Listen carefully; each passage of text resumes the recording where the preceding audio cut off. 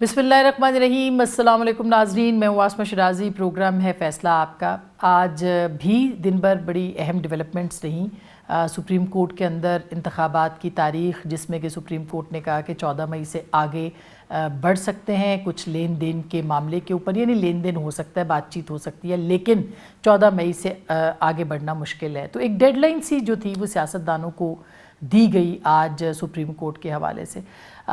फिर उसके ऊपर मौलाना फजलुर रहमान साहब ने प्रेस कॉन्फ्रेंस की, काफ़ी उनकी सख्त बातें सामने आईं। बिलावल भुट्टो साहब ने कहा कि हम बातचीत के लिए तैयार हैं, लेकिन बंदूक की नोक के ऊपर जो है वो बातचीत नहीं हो सकती और हमें वक्त दिया जाना चाहिए, क्योंकि सुप्रीम कोर्ट ने 4 बजे तक का आज जो है वो वक्त दिया था। तो अब सूरत हाल ये है कि सियासतदान जो कि 10 जमातें इस वक्त इत्तेहाद में हैं हुकूमत के, वो डट गई हैं और वो ये चाहती हैं कि चारों असम्बलियों के इंतखाब और नेशनल असम्बली के एक ही दिन में हो। और बिलावल साहब ने कहा कि पंजाब के इंतखाब के से ऐसे तासुर दिया जा रहा है कि शायद एक दफ़ा फिर पाकिस्तान को 1 यूनिट की तरफ धकेला जा रहा है और इसके ऊपर रिजर्वेशंस हैं। इसी के दौरान पार्लियामेंट की अपनी एक पहचान है। पार्लियामेंट के अंदर प्रैक्टिस एंड प्रोसीजर बिल भी आया था, जिसको के ऊपर स्टे मिल गया। ये भी पहली बार देखने को मिला कि किसी कानून को बनने से पहले रोक दिया गया, और वो भी अदलिया की जानिब से। आइन के 50 साल हो गए हैं, पार्लियामेंट अपनी बका की लड़ाई आज भी लड़ रही है। इस पूरी सूरत हाल में और इन सारे मसाइल के ऊपर जो कि मुख्तलिफ हैं, हमने आज खुसूसी बातचीत के लिए दावत दी है पाकिस्तान की नेशनल असम्बली के स्पीकर, साबिक वज़ीर आज़म जनाब राजा परवेज़ अशरफ साहब, जो कि हमारे साथ हैं। उनसे हम बात करेंगे। अस्सलाम वालेकुम राय साहब। शुक्रिया जी। वालेकुम अस्सलाम और शुक्रिया। राय साहब, एक तो 50 साल आइन के पूरे हो गए, मगर आज भी पार्लियामेंट जो है वो अपनी बका की जंग लड़ रही है। तो यहाँ से शुरू करते हैं, फिर सियासी मसाइल तो बहुत से हैं। बिल्कुल आपने सही कहा कि 50 साल गुजरने के बाद भी हम पार्लियामान जो है वो अपनी बका की जंग लड़ रही है, अपनी इज़्ज़त और एहतराम की जंग लड़ रही है, उसका जो मकाम है वो मकाम हासिल करने की जंग लड़ रही है। अब ये ऐसा क्यों है, ये एक बहुत बड़ा सवाल होगा और यकीनन आप भी मुझसे पूछेंगे कि इसकी वजह क्या है। तो मैं ये कहूँगा कि देखें, एक दफ़ा नवाबज़ादा नसरुल्लाह ख़ान से किसी ने पूछा कि ये पाकिस्तान में ये जो जमहूरियत है ये जड़ नहीं पकड़ रही, तो ये जमहूरियत का क्यों नहीं यहाँ ये मजबूत होती और जड़ नहीं पकड़ती, और इसकी बुनियादी वजह क्या है। तो उन्होंने कहा कि देखिए भाई, अगर आप एक गमले में पौधा लगाते हैं और हर तीसरे दिन उसको खींच के देखते हैं कि जड़ उसने पकड़ी या ना पकड़ी, तो वो तो जड़ नहीं पकड़ेगा। 1973 में मैं समझता हूँ कि पहली बार में ये जो दस्तावेज़ सामने आई, और ये एक मुतफ़िका और मुतहदा, जिसमें पूरी असम्बली ने इसको एंडोस्ट किया, तो उसके बाद मैं समझता हूँ कि फिर इसको भी बचाना एक बहुत बड़ा कारनामा बन गया। मैं समझता हूँ एक बहुत बड़ा मसला बन गया, एक बहुत बड़ा कई मरहल से ये गुज़रा, और फिर इस पर भी वही सारी चीज़ें दर आईं कि एक डिक्टेटर ने तो अपना नाम लिखवा दिया इसमें। आपके इल्म में है ये बात। और जो पार्लियामान की पावर्स थी, जो उसकी ताकत थी, वो सलब करके एक शख्स ने अपने अंदर मरकूज कर ली। वो जनरल परवेज़ मुशर्रफ थे। फिर 9-10 साल इस तरह गुजर गए। तो फिर उसके बाद मैं समझता हूँ कि फिर जिस वक्त जमहूरी दौर आया पाकिस्तान, इस दौरान मिसाके जमहूरियत आपकी बात उससे पहले ये शुक्र है कि सारी जमातों ने अपनी गलतियों से सीख के, खास करके 2 बड़ी जमातों ने। जी बिल्कुल आसमा, और मुझे ये एजाज़ हासिल है कि मैं उस मिसाके जमहूरियत की सारे जितने भी मामलात थे उसमें मैं शामिल था। उस वक़्त मैं सेक्रेटरी जनरल था पार्लियामेंटेरियंस का, शहीद मोहतरमा बेनज़ीर भुट्टो साहबा के साथ। और मैंने देखा कि उस वक़्त एक एहसास ने जन्म लिया कि अगर हमने मामलात को चलाने हैं तो अपने आइन की, अपनी जमहूरियत की, अपनी पार्लियामान की हिफाजत करनी होगी। जितना हम इसको मजबूत करेंगे इतना हमारा निज़ाम मजबूत होगा। जब निज़ाम मजबूत होगा तो हम पाकिस्तान की आवाम को डिलीवर कर सकेंगे। ये कोई तरीका नहीं है कि एक जमात जो है उसको, अगर वो इक़्तिदार में है तो बाकी जो अपोजिशन में है वो अपोजिशन में तामीरी अपोजिशन करने के बजाय जो है वो उसको पड़ जाए और कहे कि मैं आपको नहीं रहने दूंगा اور ہر روز ایسے ایشو کھڑے کرے کہ وہ حکومت وقت جو ہے وہ اپنی کوئی توجہ جو ہے وہ اپنے کام کی طرف نہ دے اب رائے صاحب پلوں کے نیچے سے بہت پانی بہہ گیا ہے، اور آپ نے دیکھا پہلے کبھی فوجی ڈکٹیٹرز تھے، ان کو خطرہ ہوتا تھا آپ کو آئین کو ان سے بچانا ہے، جو مارشل لاء بار بار لگتا تھا، پھر میثاق جمہوریت کے بعد پھر کنٹینیوٹی ہوئی پولیٹیکل اس کی، لیکن پھر اور چیزیں ایمرج ہو گئیں جس کا آپ نے اشارہ کیا۔ اب آپ کو لگتا ہے کہ اسٹیبلشمنٹ کے علاوہ بھی خطرات موجود ہیں آئین کو اس وقت، کیونکہ مولانا کہتے ہیں کہ جوڈیشل کو کی ایک کوشش کی جا رہی ہے، جوڈیشل مارشل لاء کی کوشش کی جا رہی ہے؟ دیکھیں آسمہ بی بی، آپ نے شروع سے یہ سنا ہوگا، ہم بھی یہی سنتے ہیں، پڑھتے بھی ہیں، اور حقیقت بھی یہی ہے کہ ہم یہ کہتے ہیں کہ پارلیمان از مدر آف آل انسٹیٹیوشن، یہ تمام اداروں کی ماں ہے، یہیں سے تمام ادارے جو ہیں وہ اپنی قوت حاصل کرتے ہیں، اپنی طاقت حاصل کرتے ہیں، وہ آپ یوں سمجھیں کہ یہی وہ ماں ہے جو سب کو ان کے حصے کی چیز بانٹ کے دیتی ہے، ان کو اختیارات تفویض کرتی ہے، اور اگر آپ اس ماں کو ہی بے عزت کر دیں، اس کے اختیارات جو ہے اس کو چیلنج کرنا شروع کر دیں، تو پھر تو میں سمجھتا ہوں کہ سارا معاملہ ہی دھڑام سے گر جائے گا نا جی۔ اللہ نہ کرے، لیکن مجھے کئی دفعہ یہ خوف آتا ہے کہ کہیں اس کیاس کی طرف تو نہیں بڑھ رہے۔ اب بھی کیاس ہے، اب بھی دیکھیں نا، اب ہمارے چیلنجز کیا ہیں ملک کو، ہمارے اس وقت ہمیں کیا کرنا چاہیے تھا، کس کی طرف ہماری ساری توجہ ہونی چاہیے تھا من حیث القوم، تاکہ ہم اس گرداب سے نکلیں، ہم معاشی جو ہمارے اوپر مطلب ایک ڈپریشن ہے اس میں سے ہم باہر نکلیں۔ اس کے بجائے ہم نے ایک اور اپنے لیے موضوع تلاش کر لی ہیں کہ ہم اس کے اوپر ہی ساری اپنی توانائیاں صرف کر دیں۔ اب ابھی آپ یہی سوچ لیں جو آج کل ہو رہا ہے، اور یقیناً جس طرح آپ نے پہلے بات کی اپنے انٹرو میں کہ پارلیمان نے قانون پاس کیا۔ دیکھیں یہ اس طرح ہے کہ اگر پارلیمان جو ہے نا وہ، اگر آپ کہتے ہیں کہ 23 کروڑ لوگوں کی جذبات اور ان کے احساسات کی عکاسی کرتا ہے، پاکستان کے عوام کی ڈائریکٹ، میں سمجھتا ہوں ان کا ایک ہاؤس ہے۔ اب ایک قانون پاس ہوا، بلکہ ابھی وہ پاس بھی نہیں ہوا، اس نے سارے مراحل طے ہی نہیں کیے، اس پر اگر عدالت کہہ دے کہ میں اس کو سٹے کرتے ہوں، اس کو سٹرائک ڈاؤن کرتے ہوں، اور اتنے سخت لفظوں کہ اس کو اگر پریزیڈنٹ اسینٹ کریں یا نہ کریں، اس کو آپ جو ہے یہ قانون نہیں بنے گا۔ اس کا مطلب یہ ہے کہ پارلیمان کو اگر کوئی قانون سازی کرنی ہے تو کیا پہلے وہ کسی عدالت کے پاس جائے گی کہ ہم یہ قانون بنانا چاہتے ہیں، آپ ہمیں اسی کی اجازت دیتے ہیں؟ اگر ایسی بات ہے تو پھر پارلیمان کی سوورینٹی کدھر گئی؟ پھر اس کا مقتدر ہونا کہاں گیا؟ پھر اس کی وہ اداروں کی ماں ہونے کا حیثیت کہاں گئی؟ تو اس لیے میں سمجھتا ہوں کہ آج بھی جو آپ نے بات کی تھی وہ بالکل سچ ثابت ہو رہی ہے کہ آج بھی ہم اپنی بقا کی جنگ لڑ رہے ہیں۔ دیکھیں نا، اس کو سمجھنے کے لیے ضروری ہے کہ ہمارے تمام ادارے اس کو سمجھیں۔ اگر پارلیمان کی عزت نہیں ہوگی تو میں دعوے سے کہہ سکتا ہوں کہ کوئی ادارہ بھی جو ہے نا وہ پھر اس کی عزت جو ہے نا وہ قائم نہیں رہ سکے۔ تو آپ کو لگتا ہے کہ اسٹیبلشمنٹ نے جو سرنڈر کیا ہے، بظاہر نظر آتا ہے کہ انہوں نے کہا کہ جی اب ہمارا سیاست سے کوئی تعلق نہیں ہوگا، چلے انہوں نے کہہ دیا، آپ کو یقین آتا ہے اس بات کے اوپر بھی؟ اور کیا آپ کو لگتا ہے کہ جو وہ پیچھے ہٹے ہیں تو اب عدالت جو ہے وہ آگے بڑھ کے وہ رول ادا کرنے کی کوشش کرے گی، لینے کی کوشش کرے گی؟ بالکل، میں تو سمجھتا ہوں کہ یہ بدقسمتی کی بات ہے۔ وہ تو یہ تھا کہ اگر یہ تو بہت اچھی بات ہے اور یہ صحیح بھی بات ہے، اور اس پہ میں سمجھتا ہوں یقین کرنا چاہیے کہ اسٹیبلشمنٹ جو ہے وہ اگر وہ سائڈ پہ ہوگی ہے تو وہ سمجھتی ہے کہ جس وقت ہم سیاست میں آتے ہیں، دخل دیتے ہیں، تو اس میں اسٹیبلشمنٹ کا بھی نقصان ہوتا ہے اور سیاست کا بھی نقصان ہوتا ہے۔ اسی طرح اب اگر عدالت جو ہے وہ پارلیمان کی راہ میں کوئی روڑے لٹکائے گی یا اس کے راستے میں آئے گی، یا اور کوئی ایسا سسٹم جو نہیں کرنا چاہیے وہ اس سے سرزد ہوگا، نوئنگلی یا ان نوئنگلی، دانستہ یا نادانستہ، تو نقصان تو پورے ملک کا ہوگا۔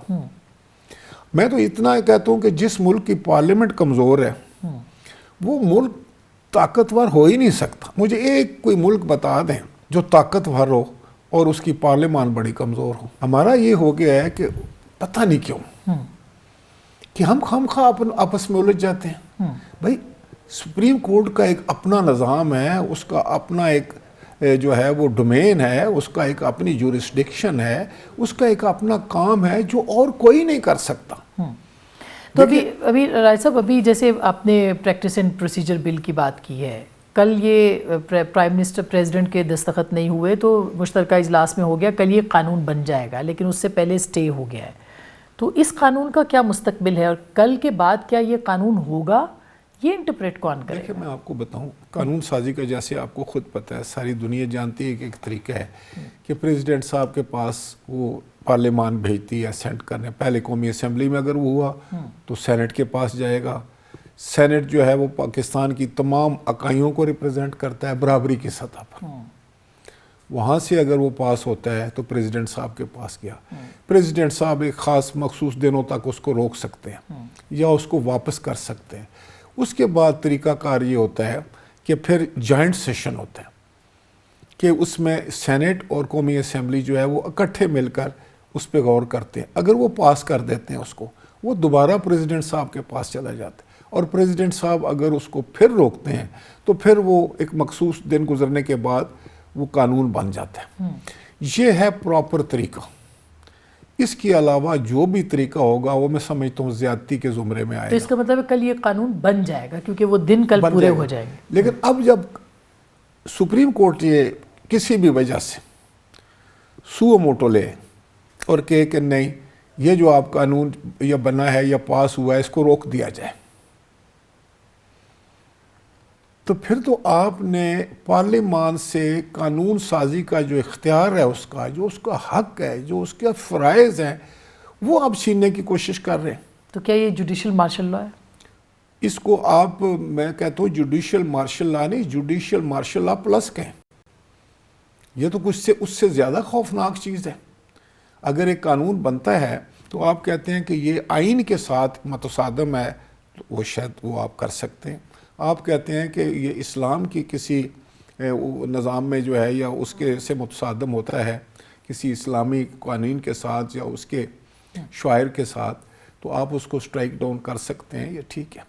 لیکن ایک قانون اگر بن رہا ہے جس کو آپ کے اوپر لاگو ہونا ہے اور جو آپ کی طاقت کو کرٹیل نہیں کرتا بلکہ کنٹروورسی ختم کرنے کی کوشش کی گئی ہے, اس میں یہی کہا گیا نا کہ سو موٹو اگر کرنا ہے کہ ایک کے بجائے 3 لوگ کریں. تو کیا ہم یہ سمجھیں کہ کل کے بعد وہ 1 کے بجائے 3 کا اختیار لاگو ہوگا؟ دیکھیں جو جہاں تک پارلیمان کا تعلق ہے, جہاں تک قانون سازی کا تعلق ہے, تو یہ قانون بن گیا. اب اگر کوئی اس کو سٹرائک ڈاؤن کرتا ہے, اگر وہ سپریم کورٹ کہتا ہے کہ یہ قانون نہیں بنا تو وہ میں نافذ عمل نہیں ہونے دے, قانون تو بن گیا. قانون سازی نے اپنے سارے مراحل طے کر لیے. اب اگر سپریم کورٹ کہتا ہے کہ میں اس کو نافذ نہیں ہونے دوں گا, تو اس کے بعد میں سمجھتا ہوں کہ ایک اور بحث چھڑ جائے گی.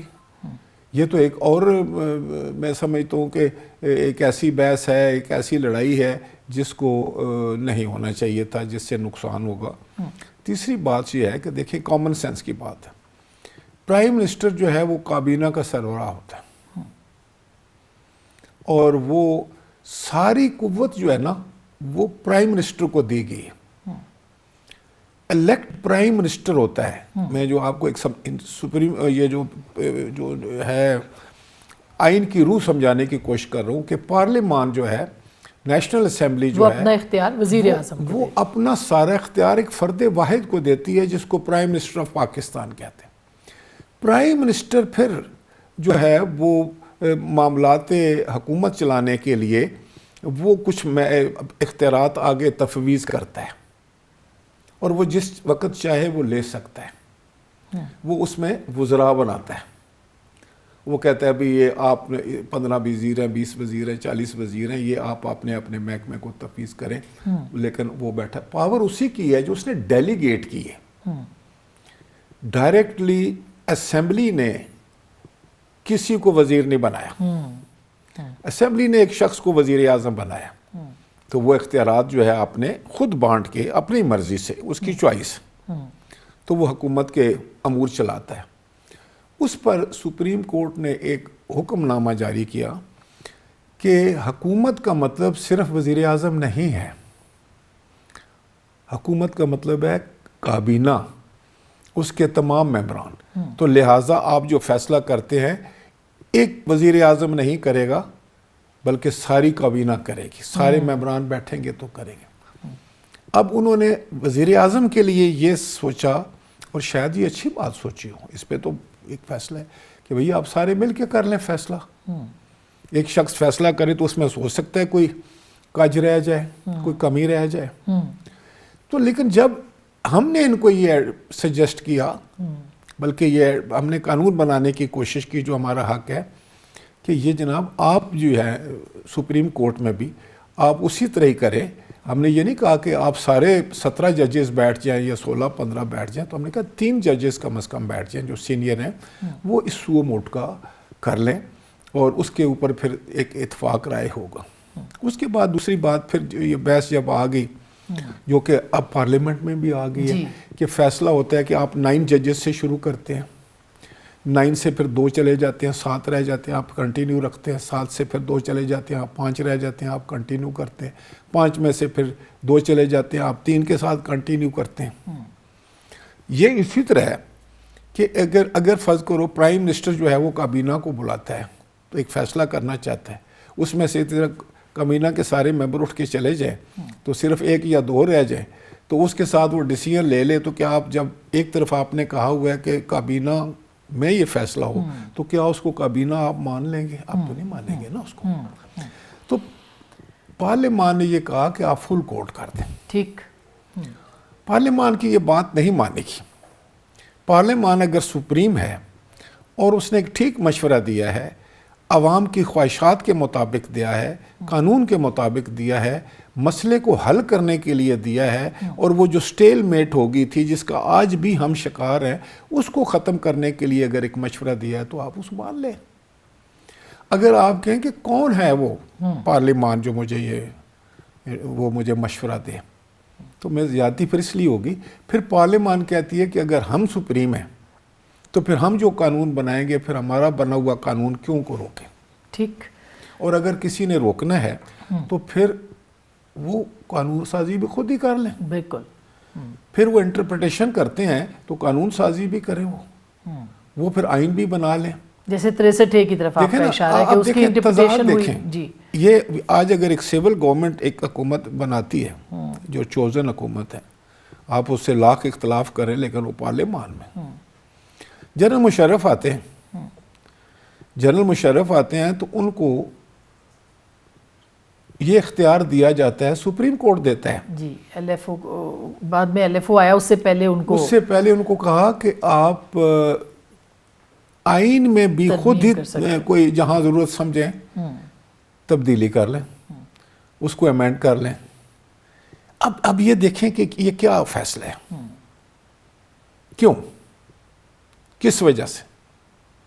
اس پہ میرا خیال ہے بحثیت قوم ہمیں غور کرنا پڑے گا، بحثیت پارلیمان ہمیں اس پہ غور کرنا پڑے گا، بحثیت عدلیہ ہمیں اس پر غور کرنا پڑے گا، ہماری سول سوسائٹی کو اس پر غور کرنا پڑے گا، ہمارے ایکڈیمیا کو اس کے اوپر غور کرنا پڑے گا. آپ کا اشارہ نیشنل ڈائیلاگ کی طرف ہے. میں نے اس پہ بات کرنی ہے رائے صاحب، میں نے بریک لینی ہے ایک، اور میں بریک کے بعد اس پہ بھی بات کروں گی کہ پارلیمنٹ کہاں کیسے فیسیلیٹیٹ کر سکتی ہے اس نیشنل ڈائیلاگ کے لیے. ناظرین ایک چھوٹی سی بریک لے رہے ہیں. بریک کے بعد قراردادیں بہت سی منظور ہو گئیں اس جو سو موٹو کے حوالے سے اور فل کورٹ بنانے کے حوالے سے، انتخابی یعنی الیکشن التوا کے حوالے سے بھی، لیکن وہ قراردادوں کو بالکل نظر انداز کیا گیا ہے. تو اب پارلیمان اس ڈیڈ لاک میں کیسے پرفارم کرے گی، ایک بات، اور دوسرا نیشنل ڈائیلاگ کے لیے کیا پارلیمنٹ جو ہے وہ اپنا اختیار استعمال کر سکتی ہے. بریک کے بعد اس پہ بات کریں گے. ہمارے ساتھ رہیے.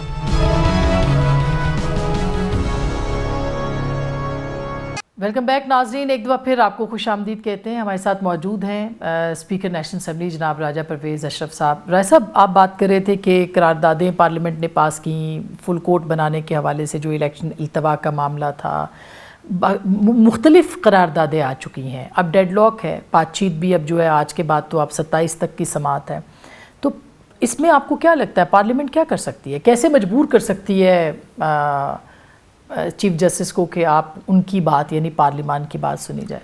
دیکھیں آسمہ بی بی کوئی پارلیمان کے پاس کوئی ایسا کوئی خوفناک ہتھیار تو نہیں ہے کہ جس کے سامنے کھڑا کر کے کسی کو کہے، لیکن میں یہ سمجھتا ہوں کہ کیونکہ جو سپریم کورٹ میں بہت ہی ایک اعلیٰ عہدوں پر فائز ہمارے وہ قاضی ہوتے ہیں جنہوں نے انصاف پر مبنی فیصلے کرنے ہوتے ہیں، میں سمجھتا ہوں کہ عام آدمی سے ان میں زیادہ تدبر اور زیادہ تجربہ اور زیادہ صبر جو ہے وہ ان کو اللہ تعالیٰ دیتا ہے تاکہ وہ فیصلے جو کریں اس پہ ان کی ذاتیات نہیں آتی۔ تو ہمیں تو بتایا گیا ہے کہ جس وقت آپ نے ایک مخالف کو بھی حضرت علی کرم اللہ وجہ جو تھے جب ان کو قتل کرنے لگے نیچے گرا کر تو اس نے گستاخی کی اور ان پر تھوک دیا، تو وہ اتر گئے، انہوں نے اس کو چھوڑ دیا۔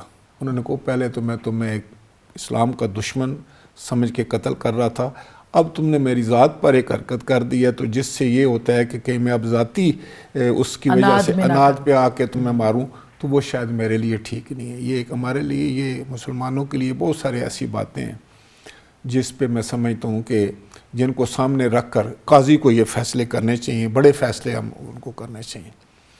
اب دیکھیں آج کی بات جو جس پہ آپ نے ریفرنس پہ دیا کہ 90 دن میں انتخابات ہونے چاہیے، اس دن ہونے چاہیے کیونکہ وہ آئین میں ہے۔ آئین کس لیے ہے؟ کہ پاکستان میں کوئی افراتفری نہ ہو، کوئی رولا نہ ہو، ہر چیز ہمارے پاس ہو اور اسی پر ہم چلتے رہیں آرام و سکون کے ساتھ، اور ہم وہ اچیو کریں اپنے سارے کسی کو۔ میں سمجھتا ہوں ہر شخص جو آئین اور قانون پر ایمان رکھتا ہے اور وہ اس پہ عمل کرنا چاہتا ہے اور اس پر اس کو یقین ہے، وہ یہی کہے گا کہ ہاں بھائی جو آئین میں لکھا ہے اس کو ضرور ہونا چاہیے۔ لیکن کبھی کبھی کوئی غیر معمولی بھی حالات آ جاتے ہیں۔ اب بھی مجھے نہیں سمجھ آئی، میں آج دیکھ رہا تھا تو خود سپریم کورٹ میں یہ کہا گیا کہ ہمیں تو آ کر بڑے اعلیٰ جو کہ افسران تھے، فوجی افسران تھے، انہوں نے آ کر بڑی زبردست بریفنگ بھی دی اور انہوں نے ہمیں بتایا کہ کیا بات ہے، کیا حالات ہیں ملک میں، لیکن ہم نے کہا کہ آپ نے پہلے کیوں نہیں دی؟ چلیں ابھی تو آپ کو مل گئی تھی نا۔ اگر آپ نے آج صرف یہ دیکھنا ہے کہ کیا وہ جو انہوں نے بریفنگ دی ہے، جو انہوں نے حقائق آپ کے سامنے رکھے ہیں، اب وہ ملک کے لیے ان حالات کی روشنی میں ملک کو اس وقت الیکشن میں لے کے جانا، یعنی کہ 14 مئی کو یا جس طرح بھی ہے، وہ ٹھیک ہے یا غلط ہے؟ اب دوسری بات سنیں، آج بڑی اچھی بات ہوئی تھی اور میں سمجھتا ہوں کہ ایک لحاظ سے میں اس کو اپریشیٹ کرتا ہوں کہ چیف جسٹس صاحب نے کہا کہ بھائی آپس میں بیٹھ کر آپ لوگ فیصلہ کر رہے ہیں۔ اب اس پہ ٹیکنیکلی اگر جائیں تو وہ یہ بات نہیں کر سکتے۔ اگر آئین کی روح سے جائیں، آپ قانون کی روح سے جائیں، یہ ان کا کام نہیں ہے آپ کے خیال؟ نہیں، یہ کام سیاستدانوں کا ہے، یہ کام پارلیمان کا ہے، ہمیں کرنا چاہیے تھا۔ چلے میں بھی مانتا ہوں کہ ہم نے کیوں نہیں کیا، ہمیں کرنا چاہیے تھا نا، ہمیں خود بیٹھنا چاہیے۔ ہم اپنی جو ہے وہ کیس لے کے عدالت میں چلے گئے، ہم نے اپنی داڑھی دوسرے کے حوالے کر دی، دوسرے کے ہاتھ میں دے دی، اور اب سوچ رہے ہیں کہ وہ ہماری، تو اس میں حکومتی اتحاد کا بھی تو قصور ہے۔ میں یہی کہہ رہا ہوں، لیکن سب سے زیادہ یہ بات تھی کہ حکومت کے علاوہ جو اس وقت ایک بڑی پولیٹیکل پارٹی ہے جو دعویٰ کرتے ہیں کہ ہم بڑی جماعت ہیں، ان کو آج شاید ریئلائز نہیں ہو رہا، لیکن ان کو کل ریئلائز ہوگا کہ انہوں نے بھی بڑی غلطی کر دی۔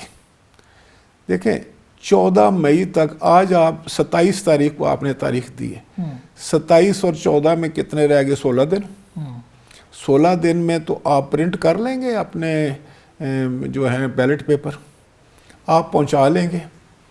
آپ خود ایسا ٹارگٹ رکھ رہے ہیں، دے رہے ہیں تاکہ اس حکم پر عمل ہی نہ ہو سکے۔ تو اس لیے میں سمجھتا ہوں کہ ہمیں کچھ چیزیں ایسی جب فیصلہ کرتے ہوئے دیکھتے وقت ہمیں یہ دیکھنا ہے کہ اس میں پاکستان کی عوام کی سہولت دیکھنی ہے۔ اس وقت اپنے ہم نے جو بڑے ہمارے مسائل ہیں، ہماری جو اکانومی کی حالت ہے، جو لا اینڈ آرڈر ہے، جو تخریب کاری نے پھر ایک دفعہ سر اٹھا لیا ہے، جس کے آپ کو لگتا ہے کہ اکتوبر کی وہ گارنٹی مانگ رہے ہیں تو اکتوبر میں بھی الیکشن ہو سکتا ہے؟ اکتوبر میں میرا خیال ہے کہ بالکل، دیکھیں الیکشن کے بغیر تو چارہ نہیں ہے نا جی، اور کیا طریقہ ہے الیکشن کے بغیر؟ اور کوئی سیاسی، میں کہتا ہوں کوئی سیاسی کارکن اور کوئی سیاسی جماعت الیکشن سے بھاگ نہیں سکتی۔ میں دیکھ رہا تھا کہ آج وہ جہاں انہوں نے پی ٹی آئی والے اناؤنس کیا تو پیپلز پارٹی والوں نے بھی اناؤنس کر دیا اپنے ٹکٹ، وہ بھی جمع کرا رہے ہیں۔ تو الیکشن سے تو کوئی نہیں بھاگے گا، مسلم لیگ والوں نے بھی جمع کرائے ہوئے ہیں، لیکن انہوں نے بائیکاٹ کا اعلان کیا ہے ویسے جی ابھی تک کی جو اطلاعات ہے کہ بائیکاٹ ہے، لیکن انہوں نے بلا نومینیشنز تو انہوں نے دیے تھے سب نے۔ میرا صرف کہنے کا مقصد ہے کہ اگر ہم نے الیکشن بھی کرانی ہے تو کوئی ہم مقصد حاصل کرنا چاہتے ہیں نا اس الیکشن سے، اس الیکشن سے ہم یہ مسئلہ اگر حل کرنا چاہتے ہیں کہ ملک میں سکون آ جائے، ایک اچھی حکومت بن جائے، ایک مضبوط حکومت بن جائے جو پاکستان کی عوام کے جو ہے وہ مسائل حل کرے، تو کیا وہ ہم کرنے میں کامیاب ہو جائیں گے؟ ابھی ہمیں پتہ ہے کہ اس سٹیج پر جو حالات ہیں ہم زیادہ دست و گریباں ہو جائیں گے، یہ تو خون خرابہ کرانے والی بات ہے۔ آپ کو لگتا ہے کہ خون خرابہ ہوگا؟ میں بالکل دیکھ رہا ہوں کہ جو اس وقت سٹریٹ کی حالت ہے، جو اس وقت گراؤنڈ کی حالت ہے، اس پر ان حالات میں جانا اور بالکل جذبات میں جانا، بغیر پلاننگ کے جانا، بغیر کوئی سوچے سمجھے جو ہے کود پڑنا، اس سے تو بہت بڑا مجھے خون خرابہ نظر آ رہا ہے۔ ناظرین، ہم بات کر رہے ہیں اسپیکر نیشنل اسمبلی جناب راجہ پرویز اشرف صاحب سے۔ ایک چھوٹی سی بریک لیتے ہیں، بریک کے بعد ڈائیلاگ اور نیشنل ڈائیلاگ پہ بات کریں گے، ہمارے ساتھ رہیے۔ ویلکم بیک ناظرین، ایک دفعہ پھر آپ کو خوش آمدید کہتے ہیں۔ جناب راجہ پرویز اشرف صاحب ہمارے ساتھ موجود ہیں۔ راجہ صاحب، اب بات چیت کی اہمیت آپ نے خود کہا کہ سیاستدانوں کو بھی اپنی بال کسی اور کورٹ میں نہیں ڈالنی چاہیے تھی، تو پارلیمنٹ وہ پلیٹ فارم ہے جہاں پہ آپ بات کر سکتے ہیں۔ پارلیمنٹ میں پی ٹی آئی نہیں ہے، عمران خان صاحب جیتنے کے باوجود بھی نہیں آئے، اس کے اوپر دوبارہ واپس نہیں آئے، تو آپ کو لگتا ہے کہ آپ کو دعوت دینی چاہیے عمران خان صاحب کو کہ آئیں اور بات کریں؟ بالکل، دیکھیں بالکل دینی چاہیے اور سب کو دینی چاہیے، جماعتوں کو اکٹھا ہونا چاہیے۔ میں صرف یہ کہنا چاہتا تھا عمران خان صاحب سے بھی یہ بھی ضرور پوچھنا چاہیے کہ آپ پنجاب میں الیکشن کرا کے دوبارہ حکومت میں آنا چاہتے ہیں؟ تو حکومت میں تو آپ تھے، آپ کے پاس اوور ویلمنگ میجورٹی تھی، آپ کے سارے اختیارات تھے، آپ کا چیف منسٹر تھا، آپ کا گورنر تھا، آپ کے وزراء تھے، آپ کی ایڈمنسٹریشنز تھی۔ کے پی کے میں آپ نے دوبارہ الیکشن کرا کے آنا چاہتے ہیں، کے پی کے میں بھی آپ کی حکومت تھی، تو کیوں آپ نے اسمبلی توڑی؟ کیا یہ مذاق ہے؟ کتنے خطرات ہیں الیکشن میں، کبھی آپ نے سوچا کہ آپ کس طرح ایکسپوز ہوتے ہیں؟ آپ جلسے کرتے ہیں، جلوس کرتے ہیں، تخریب کاری ہے، اس ملک میں دہشت گردی ہے، کتنے لوگ جو ہیں وہ اس کی بھینٹ چڑھ سکتے ہیں اور کوئی بھی غلط کام ہو سکتا ہے، اور آپ کے پاس حکومتیں تھیں، اور اب انہوں نے خود یہ ابھی فرمایا ہے کہ اگر مجھے میجورٹی نہیں ملی تو میں پھر اسمبلی توڑ دوں گا۔ یہ کوئی بچوں کا کھیل ہے کہ جب آپ کا دل کرے آپ اٹھ کر اسمبلیاں توڑ دیں؟ جب آپ کا دل کرے تو آپ الیکشن کے لیے قوم ساری کا آسمہ بی بی جب الیکشن ہوتی ہے ملک میں، الیکشن کے ماحول میں ہر چیز سٹینڈ سٹل ہو جاتی، جہاں کوئی ہے وہیں بالکل جام ہو کے رہ جاتا ہے، کوئی کام نہیں ہوتا، کوئی انویسٹمنٹ نہیں ہوتی، کوئی بزنس نہیں ہوتا، کوئی ڈیسیژن میکنگ نہیں ہوتی، تو آپ ایک ایسے ویکیوم میں ہوتے ہیں، تو وہ تو اللہ کرتا ہے کہ وہ اگر گزر جاتا ہے تو اس کے اثرات اگلے بھی 1-2 ماہ تک رہتے ہیں۔ سر، آپ جو کہے تھے کہ یہ خون خرابے کا بھی خدشہ ہے، تو آپ کو یہ بھی لگتا ہے کہ یہی اسمبلی جو آپ کی ہے اس کو بھی ایکسٹینشن مل سکتی ہے جو صورتحال ہے اس میں؟ نہیں، میں کہتا ہوں کہ یہ تو بالکل نہیں ہونا چاہیے۔ جب یہ مدت پوری کرے تو اس کو الیکشن ہونے چاہیے۔ وہ اکتوبر میں تو میں سمجھتا ہوں کہ کسی کے پاس کوئی جواز ہی نہیں رہتا کہ وہ الیکشن نہ ہو۔ اس کے آگے لے کے جانا تو میں سمجھتا ہوں بہت بری بات ہوگی، بلکہ وہ نقصان دہ ہوگا۔ الیکشن میں انتخاب ہونے چاہیے، لیکن میں آپ کو ایک بات بتاؤں، لیکن یہ جو قسطوں میں انتخاب کرانا نا، یہ بڑی خطرناک بات ہوگی۔ ابھی میں آپ کو بتاؤں کہ کشمیر والوں کا اور گلگت بلتستان والوں کی ہمیشہ یہ ڈیمانڈ رہی ہے کہ آپ ہمارے الیکشن بھی پاکستان کے ساتھ کرائیں۔ پاکستان میں جس کی حکومت بنتی ہے وہی کشمیر میں بنا لیتے ہیں، وہی گلگت بلتستان میں بنا لیتا ہے۔ جب پاکستان میں بھی 2 دن کا فرق ہوا کرتا تھا قومی اور صوبائی اسمبلی میں. آپ کو یاد ہوگا میں نے خود کئی الیکشن لڑے ہیں جس میں تو جو پہلے دن کا فیصلہ ہوتا تھا وہ اثر انداز ہو جاتا تھا پھر تیسرے دن بھی. تو عدالت کا کیا انٹرسٹ ہے اگر وہ کہہ رہے ہیں کہ پہلے پنجاب میں ہو جائے؟ خیبر پختونخوا میں تو کوئی آئین کی ان کو نہیں نظر آتا کہ وہ اتنے جلدی نہیں ہے ان کو وہاں انتخابات. یہی تو میں کہتا ہوں نا. اب یہ یا تو پھر وہ میں تو یہ نہیں کہنا چاہتا کہ یہ اس پہ یہی وہ سوالات جب یہ اس قسم کے آپ رویے کرتے ہیں تو اس سے بہت بڑے سوالات جنم لیتے ہیں. دیکھیں آج بھی آپ کو پتہ ہے کہ ہماری کتنی پولرائزیشن ہے. ہم ایک دوسرے کے ساتھ نہیں بیٹھ سکتے. ہم تو سیاسی لوگ ہیں نا جی. ہمیں آپ کہتے ہیں کہ 4 بجے تک آپ آ جائیں بھی کر کے آپ سارا بندوبست. خود آپ نہیں بیٹھ سکتے جو 16 بندے ہیں. آپ ایک ٹیبل پر نہیں بیٹھ سکتے ہیں. یہ پوزیشن ہے. تو یہاں تو یہ ہے جو 22-23 کروڑ لوگوں کی بات ہے ان کو آپ کیسے لا سکتے ہیں چند گھنٹوں میں ان کو کہیں گے لے کر آ جاؤ بھائی. اور یہ ہم 14 مئی کی جو ڈیٹ ہے وہ بھائی 14 مئی ہو یہ چیزیں سب ملک کے لیے. اگر خدا نہ خواستہ آپ نے کسی بھی فیصلے کی وجہ سے ملک کو خطرے میں ڈال دیا ہم اس کے متحمل نہیں ہیں. ابھی ہم بڑے اس وقت فریجائل ہیں. بالکل. ہم اب تو یہ حالت ہے کہ ہمیں تو اس طرح چلنا ہے جس طرح کہ وہ 2 بلڈنگوں کے درمیان رسا باندھ کے ٹائٹ روپ پر وہ بانس کے ساتھ چل رہا ہوتا ہے نا اپنے آپ کو بیلنس کرتے ہوئے کہ ادھر نہ گر جاؤں ادھر نہ گر جاؤں.